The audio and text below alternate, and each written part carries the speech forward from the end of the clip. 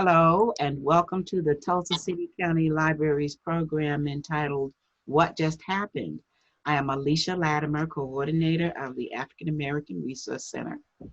What Just Happened is a program designed to showcase recent events impacting the Tulsa community with an emphasis on matters of historical significance. On behalf of the Tulsa City County Library, the EO Kimberly Johnson, and the African American Resource Center, or AARC. We offer our heartfelt thanks to each presenter. TCCL will offer this program as an historical record for posterity and for the benefit of future generations. Today's panelists include representatives from various community organizations who will provide insights and resource information designed to document what is going on in Tulsa, Oklahoma, and around the U.S. In a few moments, we will meet several panelists who play a significant role in promoting awareness of social justice issues and also have a stake in educating the public about what happened in Tulsa in 1921 and 2020. Our focus is always on ways to enhance our local trajectory for growth and revitalization. The panelists will now introduce themselves, name the organizations they represent, and discuss progress currently being made. Following the introductions, resources, ideas, progress, and opportunities for engagement will be provided. So, hello, panelists. Are you ready to begin? Yes, hello. Hello. Please introduce yourselves and name your respective organizational affiliation. Good afternoon. Thank you, Miss Alicia, for inviting me to be a part of this. I think it's a great honor. My name is Phil Armstrong, and I'm the project director for the 1921 Tulsa Race Massacre Centennial Commission. We are a commission that was a state-appointed commission started by State Senator Kevin Matthews, and it's a bipartisan commission tasked with commemorating the 100th centennial anniversary of the 1920 Tulsa Massacre, and highlights of some of the projects. We are building an 11,000 square foot world-class history museum facility called Greenwood Rising, the history of Black Wall Street. It will not just focus on the massacre, but it will talk about Greenwood, the history of Greenwood, the history of African Americans even coming to Oklahoma, Black boosterism, the role of the freedmen and the 5 civilized tribes, the entrepreneurial excellence of Greenwood. Of course, it will focus on the massacre, but then it will also let people know about how this community rebuilt itself and how Greenwood was even made bigger and better, even twice the size of what it was prior to 1921, what a lot of people don't realize. We'll talk about what led to some of the second decline, if you will, and then how Greenwood is finding a resurgence and coming back. We'll have a reconciliation chamber where people can sit and talk and discuss specific matters of race, racial trauma, racial healing. So it's going to be a wonderful center and a wonderful addition to all the other wonderful historical markers in the district, from John Hope Franklin to Greenwood Cultural Center to Vernon. I think you're filtering, Phil. Perhaps it'll clear up in just a second. I will let you finish in a second. Hopefully it'll clear up. Vanessa Hall Harper. Vanessa, can you tell us, turn your mic on and tell us about some of the things that are going on with you? You're doing a lot of amazing things. Thank you. Yes, Vanessa Hall Harper, District 1 City Councilor, Tulsa, Oklahoma. Yeah, we're excited about a lot of things that are taking place in the community. One, and most recently, we broke ground on a grocery store. One of my first and primary platform issues was the food insecurity that my district suffers from. And so it was a long time coming. We started that process in 2016, in fact, and we just broke ground last Friday. And some, just to talk a little bit about how we came to this point. Food insecurity, the grocery industry is something that is changing and has changed over the years. Grocers call it the Walmart effect, and how it has just been more and more difficult to own and operate local grocery stores. And so because of that national monster, if you will, that Walmart is, and I don't necessarily mean that negatively, I'm just saying that it is a huge institution. And so we've had a lot of grocery stores close, even family owned. Sorry about that. Even family owned, like Warehouse Market, for example, that has existed, had existed for many years in the Tulsa community. And so one of the problems that I saw was that we were being proliferated with dollar stores in a community, and that has an impact, a direct impact on the ability for full service quality grocery stores to benefit. I've said from the beginning, and I'll continue to say, I'm not against dollar stores. I am against, however, their proliferation when they cause food deserts. And so when I started down that path, it wasn't not well documented. I won't say well known, but well documented through studies and so forth. That when these stores are able to proliferate, they do in fact create food deserts. We have a lot more information on that today, but I pursued that Healthy Neighborhoods overlay and a moratorium on dollar stores in District 1, and got a lot of flack for that, certainly from the business community, saying that it was anti-business and blah blah blah. But it is now that effort, or that policy, a strategy, has now gone nationwide. And so there are communities all over the country that are now implementing very similar policies to address their food insecurity issues. And so I count it as a blessing for Tulsa to have been able to be the community that have initiated that. And we're looked to as certainly a best practice nationally. And then, of course, the groundbreaking of the actual grocery store is the cherry on top. And so it is the first. We certainly need, I would say, 3 or 4 in District 1 to truly impact and change the food insecurity issues that we have in the community. But we have a good start, and so certainly excited about that. What's the date again that will happen? That you expect it to open? Construction is planned to be 9 to 10 months. So we're talking about early spring of next year. Oh, yes. Just depending on weather and all of those things.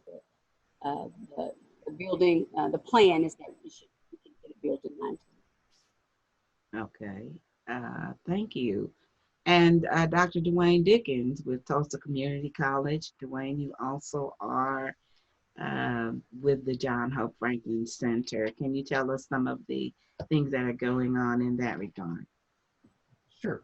Well, I'm primarily a representative of Tulsa Community College. I'm the director of culturally responsive practices, which deals a lot with trying to help students succeed in various areas, but primarily looking at students of color, students who have an achievement gap, really trying to provide ways to help them and give them a sense of leadership as well. So the several other organizations that I am affiliated with that have a similar mission, social justice, would be the John Hope Franklin Center, of course, the Oklahoma Humanities as well, and being a commissioner for the Greater African American Affairs Commission. Those are several that I'm affiliated with. And recently I've been, 2 boards this year for Racism Stinks, which is more of a youth and adult advocacy for dealing with racism, and happens to be a TCC graduate who is the founder of it. So of course I would further my investment in helping a student who was part of an organization I worked with. Mm-hmm. And recently I've joined the KIPP schools as a board member as well. So again, you have to start early in order to help. But one of the, for TCC, it's all about education. At the end of the day, we know that education is what changes the trajectory of history. So anything we can do to help others overcome achievement, as in, we know we need more people with science, we know we need more people with math and writing skills and reading critically. But then beyond all of those core skills, at the end of the day, we're trying to create citizens who are leaders. And they need to use the content that we provide to be leaders in the community. Mm-hmm. And so our biggest work is what we do with our students. And what I would say that has happened a lot over the last several weeks and months as well leading up to it would be, there's a lot more openness to conversation. Mm-hmm. And I always recognize that you have to start with people being willing to really dig deeper and understand where systemic racism, systemic bigotry and bias are just built in and perpetuated by those of us who say nothing or don't understand.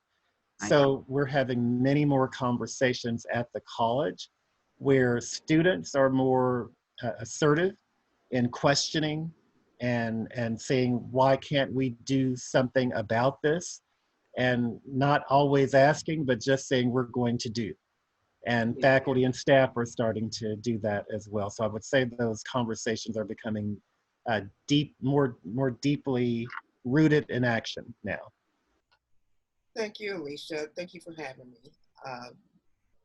My name is Dr. Pauline Harris. I am the program chair for the John Franklin Center of Reconciliation. And I am also work for Tulsa Public Schools. I've been the Human Rights Title IX coordinator for many years, and now I'm coordinator for employee engagement for the operations department. The information that I particularly want to focus on basically is contribution that John Franklin is making to the community. I serve on the Martin Luther King Commemoration Society as education chair, and very proud of my contribution to the community that organization makes every year as far as the parade. And right, this year we're giving away $10,000 in scholarships to our seniors. So now, who is giving those away? Martin Luther King Commemoration Society. Yes. So just I'm kind of plugged in a lot of places across the community. So thank you for having me. What's really significant is that Juneteenth came to the national forefront. Those who,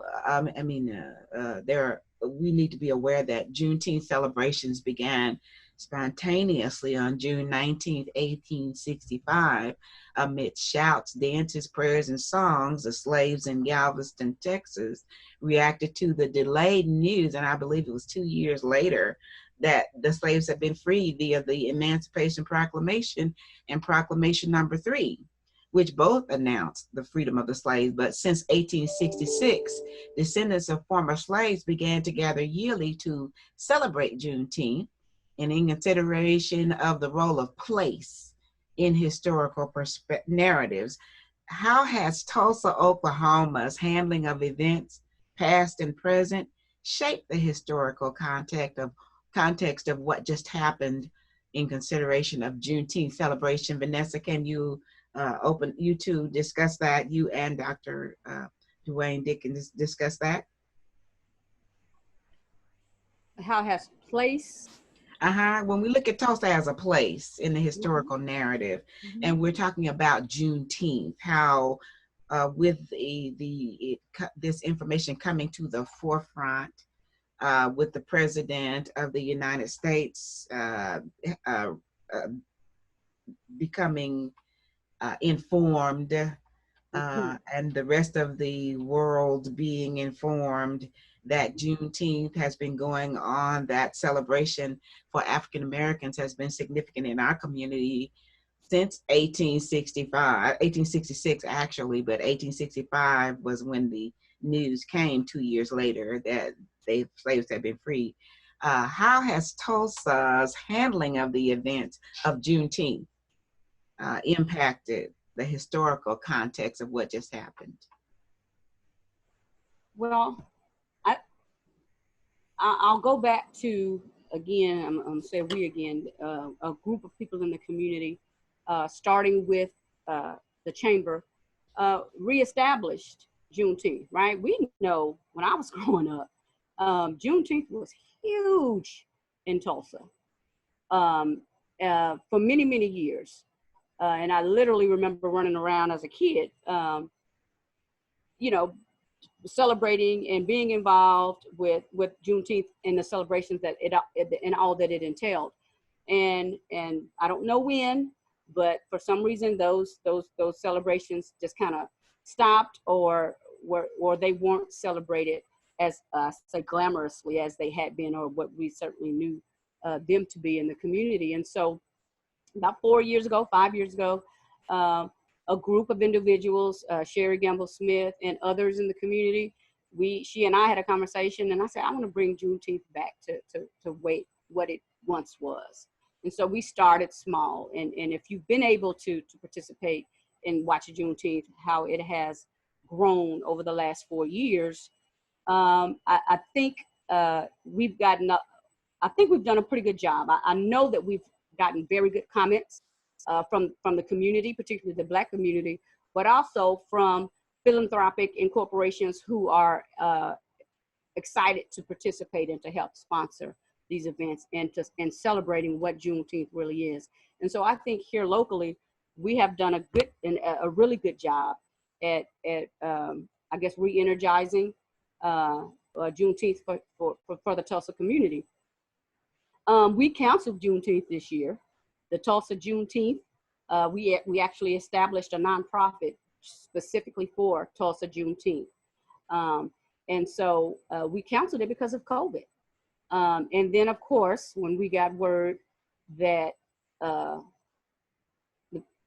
45 was coming to Tulsa, that we just got this outrage from the community, not only here locally, but from people, a lot of very influential people outside of Tulsa also saying, you all have to do something to counter that rally.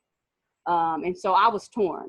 Being in public health, I was so torn about that, because I was obviously concerned about the health of our community and gathering, but also I was torn about him coming here and planning to reestablish his rallies on Juneteenth. I do not think that was by accident. I don't think it was happenstance. I do believe that he was well aware of what he was doing and why. I mean, we know in the last presidential election how he is a race baiter, that how he goes out of his way to raise that conflict between Black and brown communities and the white community. And I think he's playing the plays in his playbook in order to reestablish that. And so it did get a lot of attention nationally. He did move the date, but we all know that Juneteenth, as I said on national news, Juneteenth is a weekend celebration. It is not just a one-day thing. I don't know of any community that hosts anything on a one day. And so for him moving it to the 20th from the 19th really didn't change anything in our community. And there were still those issues. I don't know if any of you all saw the news and some of those confrontations. We were fortunate. We were lucky as a city that it did not go a lot worse. And that was my concern. It really, really was. Because it got heated. It really got heated. And the president does a good job at throwing gasoline on those fires. Do you, I'm sorry, excuse me. Do you believe there are residual effects that might be of import in the long or short run, referencing the impact of that visit with COVID-19 and Juneteenth, and how the world might view Tulsa? Oh, absolutely. Especially when you talk about COVID, being in public health, we are bracing still for that spike. because it's what, at least 14 days out that you really start seeing those effects. I think it's just one other thing that the country and society will see that, okay, we had this this massacre in 1921, and it could have very well been a revisiting during his visit here. I think, some people say, well, like he said, oh, well, the world knows about Juneteenth now because of what I did. I beg to differ. I know plenty of communities, not necessarily Black communities, that are well aware of what Juneteenth is and the importance and significance of it in our community. I do know, and as far as residually, I think we have to, not in Tulsa, but throughout this country, we have to raise more attention to our celebrations, our holidays. That was our Independence Day, not the Saturday coming up, but rather June 19th. And so I think just in watching social media and watching the news, that I see that groundswell taking place in communities that, in acknowledging even more that June 19th is our Independence Day, as opposed to what July 4th is to this country. I particularly enjoy Juneteenth because June 19th is my birthday. So I can appreciate the Mine is the 28th. significance of that. Yeah, there you go, June bugs. Dewayne, your opinion as well. Do you want to weigh in on that? When we look at the role of place in historical narratives, how has Tulsa, Oklahoma's handling of events past and present shaped the historical context of what happened in consideration of the Juneteenth celebrations here that happened, what just happened here in Tulsa? Yes, and so sort of as a backdrop, I will just say that one major result of the Trump era is that I think people in general, no matter what side of the political spectrum they fall, the way things have unfolded have forced people to bring to the surface what they believe to their core, whatever that is, and not allow silence to continue, rather than, some would say that they felt bullied because they had beliefs that were unacceptable, so they felt like they had to stand up. Others feel that the things that are most right about how people should be treated, that those rights are going back, and the silence that they may have been enjoying for years, they could no longer be silent. They have had to make themselves say something or do something, and silence is the enemy of moving forward and improvement. And so I think that has come to the surface, no matter which side of the spectrum you are, that the Trump era has made people choose.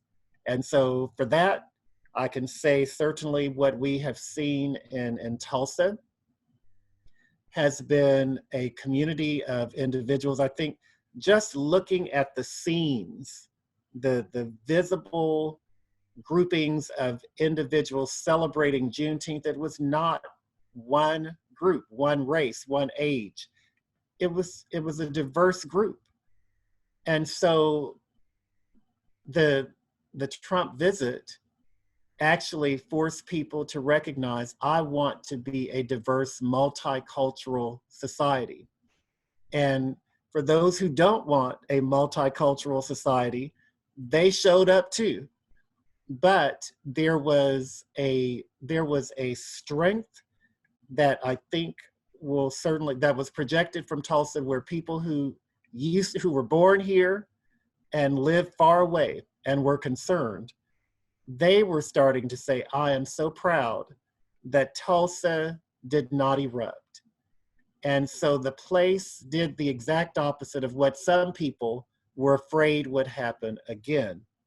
So I would tie that to a lot of the things that happened for Juneteenth, the original, the 1860, 65, the 1863, all of those, having this start with when on January 1st, when the Emancipation Proclamation is signed, it took several months for them to know that, I mean, that's why we had watch meetings, is that we're waiting, but these individuals are waiting for several months to find out that they've been freed. And many people have that silence is the same type of silence that we've had around the Tulsa Race Massacre. And some people are awakened. I cannot forget one particular tour that I was giving at the park. Well, I think, and I don't remember, well, between the park and the Greenwood Cultural Center, one of the young ladies who had gone to, a high school student who had gone to Booker T. Washington, she's hearing about the race massacre. And she was livid. She was upset, not just because it had happened, but because it had never been covered. And so she didn't blame just the school system. She blamed family, community, textbooks, everything. How could I be 16, 17, 18 years old? And some people saying 40, 50, 60 or older and not know this. So how could someone be free and not know that they're free? And then years later, so just so that you know, before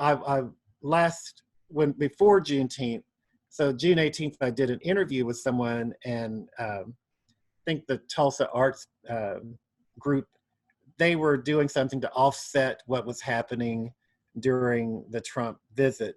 And so one of the interviews, the chore was to make this tie between Juneteenth and Black Wall Street. But the tie that I would make is that I went to the Library of Congress, and their interviews there where they have the recordings of former slaves who would talk about their experiences. And there's one, and I just want to give the name so people can look it up, Laura Smalley, Smalley. When she talks about, the reporter asked her the question, or interviewer asked her the question, do you remember what it was like when you found out you were free? And she says, I really don't remember, but what I do remember is in the years that followed, the slave masters would have a party, a big dinner years after on Juneteenth. We didn't know why, but we just knew that they celebrated it and gave us anything we wanted on that one day. But they still wanted our service, basically. But they still would not let us free, but they knew that we were free, so they gave us a celebration just so that it would appear that they're recognizing it. And so when I think about what we deal with today and looking at Greenwood, looking at Black Wall Street, there are tokens of, we're giving you just a little bit, but we're really not giving you what we burned to the ground. We're really not giving you what was taken away with urban renewal. We're really not giving you the things that happen. So basically there is a lot of comparison here with looking at Juneteenth and looking at how it was the place of Greenwood. There's a silenced history. It's there, we can still find it, but you have to search hard to find the history.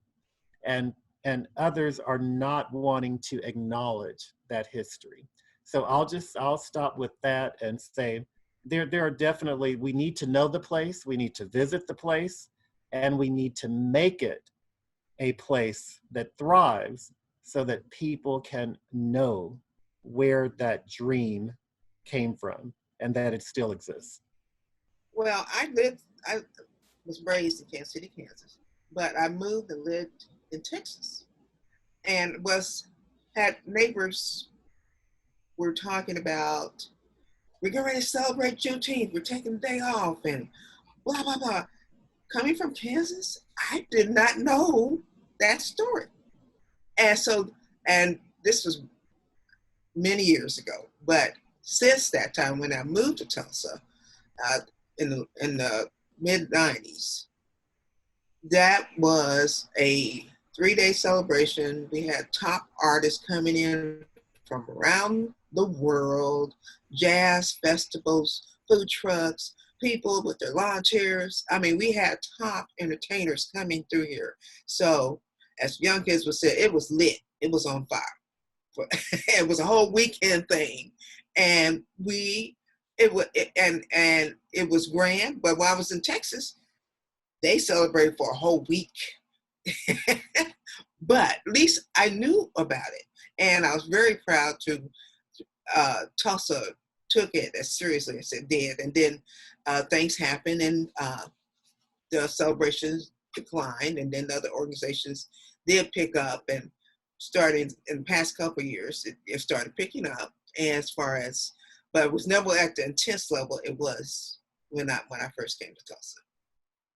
And so we've been celebrating this, and even a conversation with my daughter, and she said, she broke it down. She said, we're celebrating because if one was enslaved, and so we all could not be free. So we weren't free until Juneteenth, 1865. O. Granger, thank you for reading that proclamation.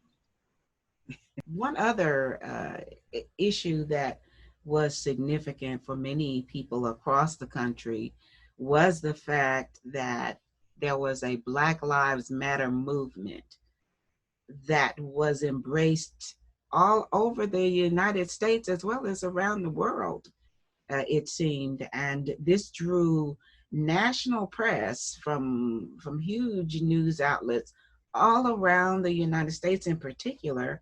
And this was the information about the policing issues that are going on in our country, and also brought what was unique from other civil rights matters from the past was that the diversity of people who came forward, who are beginning to speak up and to say, we are all in this together.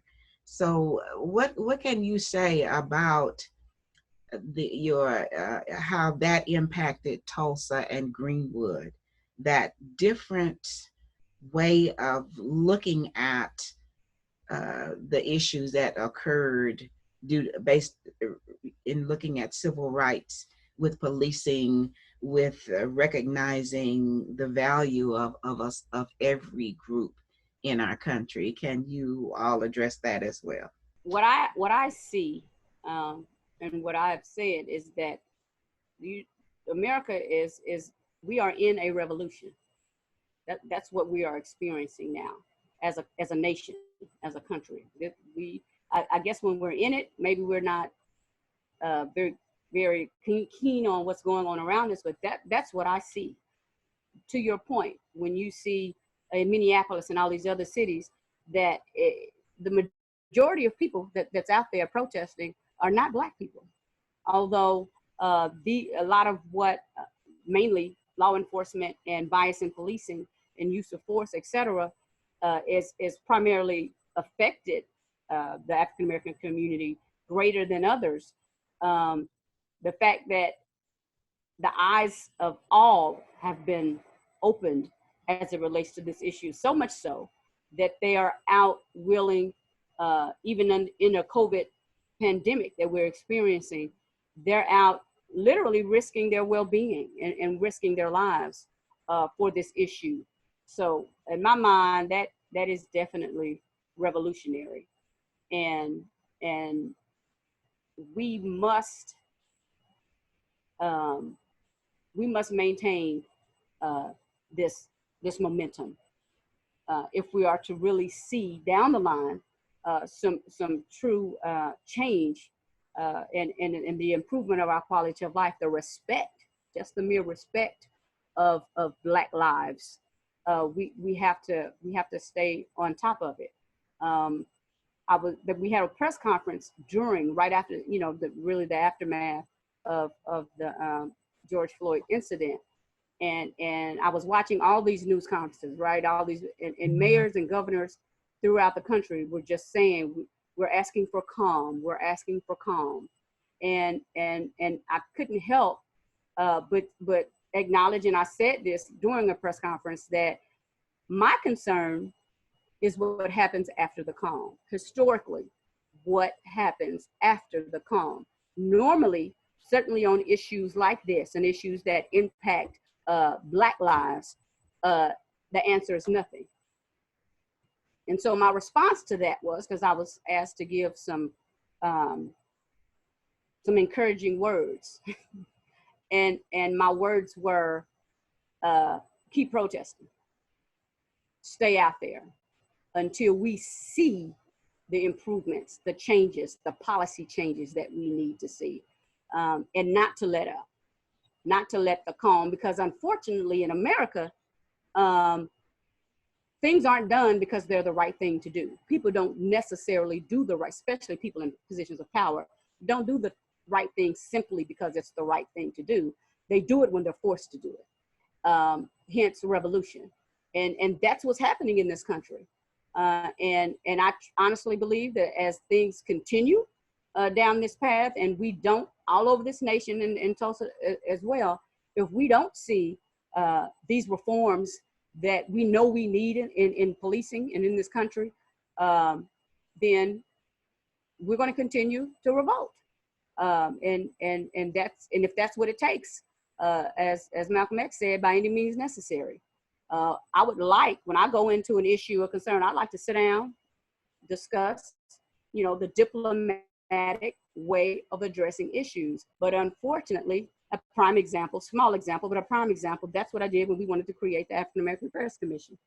Had several meetings to do it diplomatically. It's not as if we were asking for something that wasn't already done, right? We weren't asking for something brand new, but yet the door was shut in our face. So we protested and we brought more attention to it. That's the same thing that's happening in this issue with law enforcement.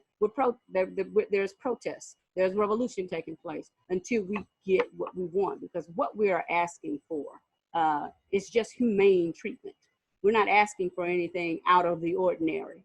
Some of the things that Mr. Dickens spoke of, my mic wasn't on, but I said reparations. What you are referring to simply is reparations, whether it's on the local level as it relates to reparations that we know we deserve as it relates to the massacre, the 1921 race massacre, or reparations on the backs of slaves that built this country and made it the power, the superpower, the economic power that it is today.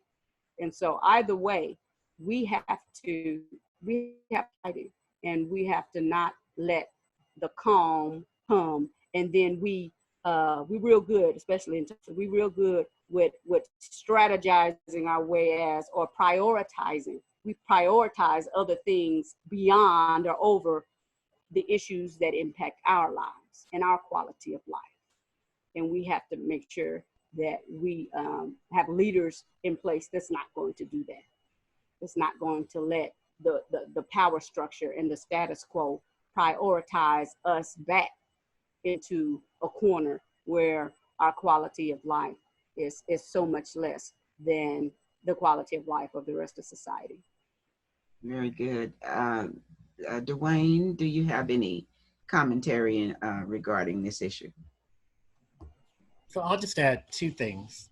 One, I think we need Black Lives Matter. I think we often, when we look at history or we look at a movement, we think that it's one or the other. It's either or. We think we have Black Lives Matter or we have peaceful discussions. I actually think that you need both, because you need to know that there's an alternative. That if you don't want peace, there is an alternative. Protest or the the violence is a reaction. It's the response to not being heard. If you have someone who is angry, it's typically because they have not been heard. So that's definitely important. But I want to share one thing, since we were talking about sometimes revolution means things change because people, they do the right thing, but you don't necessarily know if they're doing it for the right reason. But at the end of the day, you just need them to do the right thing. So I just want to point something out that has come across CNN today. The Republican Senators James Lankford of Oklahoma and Ron Johnson of Wisconsin are proposing to replace the federal observation of Columbus Day with Juneteenth. So since we were talking about Juneteenth, I just want us to know that there is a proposal coming forward in Congress to make it an official observation day for the federal government. So I think it's interesting that replacing it with Columbus Day deals with an issue, and now replacing it with the day that appears to address a recognized additional Independence Day that for the country's original sin. So, or one of the original sins, so there's so many to choose from, but that's one. But I just want to just point that out and leave it with that and there. All right, thank you so much. In closing, I imagine there may be some closing statements when we look closely at what just happened in our nation, in our city, with the focus on Tulsa, and with our having an impact on the history of this country in so many areas. Where would you say we go from here? And I'll ask each of you to briefly. Okay, so I'm going to ask each of you, if you were to sum up the collective impact of the last few weeks, how would you summarize what just happened in a manner that would be useful for useful practices? In closing, briefly, what would you say would be your collective statement of the impact of the past few weeks from the perspective of Tulsa as having a major, being a major force in the focus of attention in our nation and in the world? What is unique even before the last 2 weeks, but because of the commemoration of the massacre, the eyes of the world is on Tulsa. There's no question about it. Probably even more so now because of the incidents of the last couple of weeks, but even before, the eyes of the world were on Tulsa. And I think we are in a unique place at the local level, state level, as well as the national level, to push for reparations. That's what I see in supporting our reparations at the local level and state level, because we know that the city government as well as the state was complicit in the race massacre of 1921, but also in support of HR 40, which is the House bill in Congress to further investigate, and the second step would be to identify a plan for reparations in this country for slavery. And so in my mind, I think those areas should certainly be the priority of getting what we are owed. I like to watch a video of Reverend Dr. Martin Luther King Jr. when he said, when he was going to Washington, D.C., he said, we coming for our check. And I've said that on several interviews, a radio interview and a television interview, we coming for our check. We are owed. Whether it's at 40 acres and a mule, I take 40 acres, give me that value. But we need to have those intelligent conversations. And the thing about it is, there's been so many books and studies. Dr. Claude Anderson and others, preeminent scholars, have done the studies. I mean, and have done them for years. I mean, this is not stuff that's just hot off the press. There are ways in which this country can acknowledge and do something about what's owed to us. Think about how quick they came up with this money for COVID-19. You understand what I'm saying? So it's possible, right? They can't turn around and say, well, we don't know what that looks like. We don't know how to do that. Oh, yes, you do. you know exactly what it looks like, and you know how to get it done. We have to use this opportunity to the opportunity that of the Centennial approaching in Tulsa, and then the revolution that's taking place throughout this country as it relates to the treatment or mistreatment of Africans in America. And so that's my summarization. We need our check. All right. Dr. Harris, do you have a comment in this regard? Of course, yes. It's been characterized, this is the moment of the third reconciliation after slavery. We've had several awakenings. We are definitely in a moment now, from the beating of Rodney King to the death of George Floyd, which took President Trump off front page news for about a week, and he couldn't stand it. But it was one of those moments that galvanized a new generation. The folks, it was multi-generational, people stepping up, saying enough is enough.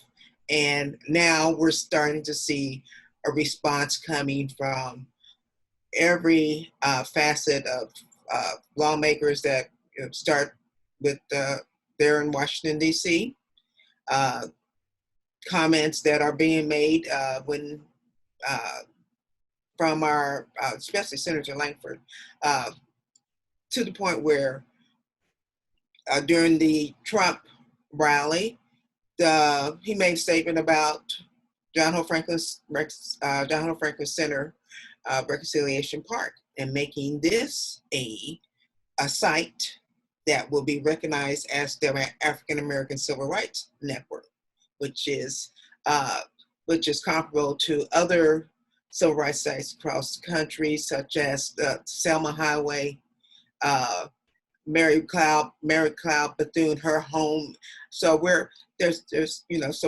are joining an exclusive list just because it was mentioned during a rally that was initiated, and that response, and you have to give Langford, Senator Langford, credit for that as well. The other part is just look at what's happening, how our younger generation is responding. They've come up with new techniques of protesting, having die-ins, hands up, don't shoot. The only thing I hadn't seen from them is a song, besides "We Shall Overcome." But we got to have a song for this movement. But we're going to see Tulsa's on the international map. Tulsa, John Hope Franklin has already been recognized internationally as by the International Coalition as one of the sites of conscience. So that exposure can only boost the story that's been silent for 100 years still today, close to 100 years as far as the massacre. So yeah, things are moving. I've personally worked for Tulsa Public Schools. The board voted on June 18th to make Juneteenth a holiday for Tulsa employees. So things, we're starting to see the movement and shifts, but the main thing as far as making movements and shifts in this country has to be voting in November. That's all I got. Dewayne Dickens, Dr. Dickens, your final comments? Yes, so I think a common sentiment is that the world is watching for sure. And so what I definitely would build on is that the world is constantly watching, and whether it's for surveillance or whether it's for inspiration, the world is watching. And what Tulsa is doing at the moment and what we have to continue doing is to be ready in this moment. The moments come and go. The real question is whether or not we're prepared to act in a way that creates the change that makes things better. So we just have to keep acting and not let the moment pass us by. But then in addition to that, we have to remember that the moment will not be won through one group. It has to be a cooperative group. It has to be multiple groups of by race, by gender, by age, by economic status, by religion, political affiliation. We have to cross all of those lines in order for the real change to happen. So for me, the call would be ready and do it together. Thank you so much to each of you for joining us. We would very much enjoy the opportunity to include your resources from your various organizations, the websites, a list of the accomplishments with a link online to go to get further information. We thank you because each of you are doing great things within our community and in our world. We want to close by saying Tulsa City County Library has many resources available to the public on various topics, not only on the topic of Juneteenth, the topic of reparations, the topic of policing in our communities, Black Lives Matter, the focus on Tulsa and what happened in 1921, etc. That can be found online at www.tulsalibrary.org. There are books, DVDs. We have a 1921 Race Massacre kit. We have one new book club kit containing 10 books with a list of questions entitled Reporting the Tulsa Race Riot of 1921. There is another new book club kit containing 10 books with a list of questions entitled White Fragility by Robin DiAngelo. We have a research department, a genealogy department, an Ask Us hotline at 918-549-7323, and many more virtual programs and in-person services. Presenters, thank you. And we welcome you to participate in future presentations aimed at keeping the public informed about what just happened. Good night.